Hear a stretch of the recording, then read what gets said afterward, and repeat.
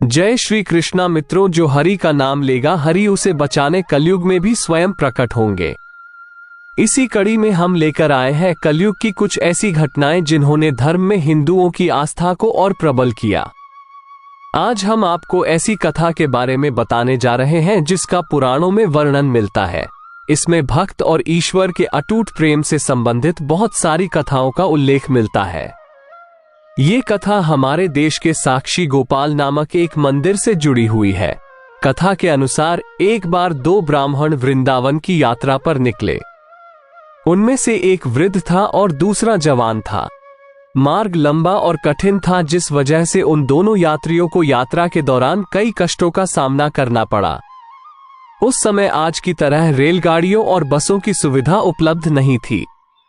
यात्रा के दौरान युवा ब्राह्मण ने वृद्ध व्यक्ति की खूब मदद की, जिसकी वजह से वृंदावन पहुंचकर उस वृद्ध ब्राह्मण ने कृतज्ञता जताते हुए कहा कि हे युवक, तुमने मेरी खूब सेवा की है, मैं तुम्हारा अत्यंत कृतज्ञ हूं।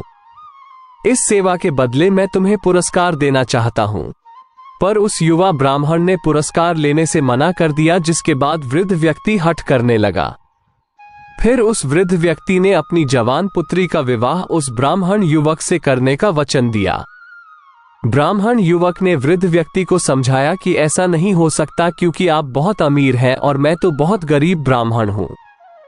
फिर भी वृद्ध व्यक्ति अपनी हठ पर अड़ा रहा और फिर कुछ दिन तक वृंदावन में रहने के बाद दोनों घर लौट आए। वृद्ध व्यक्ति ने सारी बातें घर पर आकर बताई कि उसने अपनी बेटी का विवाह एक ब्राह्मण से तय कर दिया है, पर पत्नी को यह सब मंजूर नहीं था। उस वृद्ध पुरुष की पत्नी ने कहा कि अगर आप मेरी पुत्री का विवाह उस युवक से करेंगे तो मैं आत्महत्या कर लूंगी। कुछ समय व्यतीत होने के बाद ब्राह्मण युवक को चिंता होने लगी कि वृद्ध अपने वचन को पूरा करेगा या नहीं। फिर ब्राह्मण युवक से रहा न गया और उसने वृद्ध ब्राह्मण के पास जाकर उसको अपना वचन याद करवाया। वो वृद्ध पुरुष मौन रहा और उसे डर था कि वो अपनी बेटी का विवाह इससे करवाता है तो उसकी पत्नी अपनी जान दे देगी।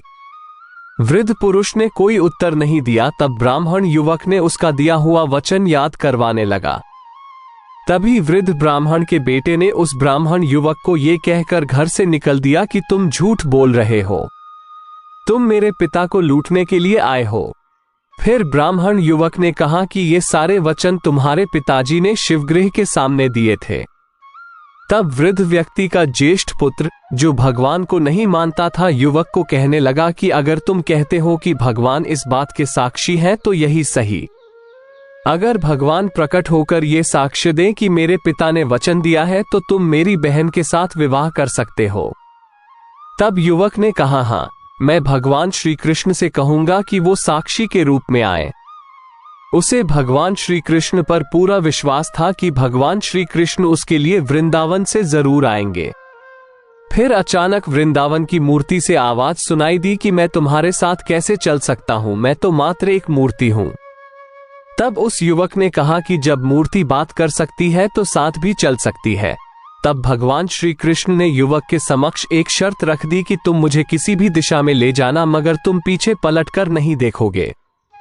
तुम सिर्फ मेरे नूपुरों की ध्वनि से ये जान सकोगे कि मैं तुम्हारे पीछे आ रहा हूं। युवक ने उनकी बात मान ली और वो वृंदावन चल पड़े।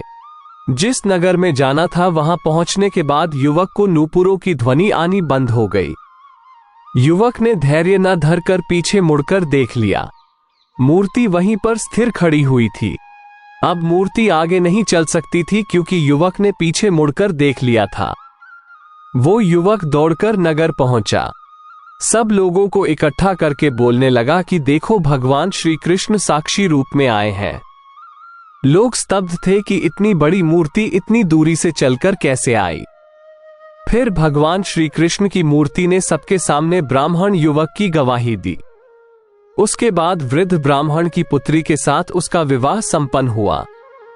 विवाह के बाद उस युवक ब्राह्मण ने श्री वृगृह के सम्मान में उस स्थल पर एक मंदिर बनवा दिया और आज भी लोग इस मंदिर में साक्षात श्री गोपाल की पूजा करते हैं। तो हमारी आज की ये कथा आपको कैसी लगी, हमें जरूर बताएं।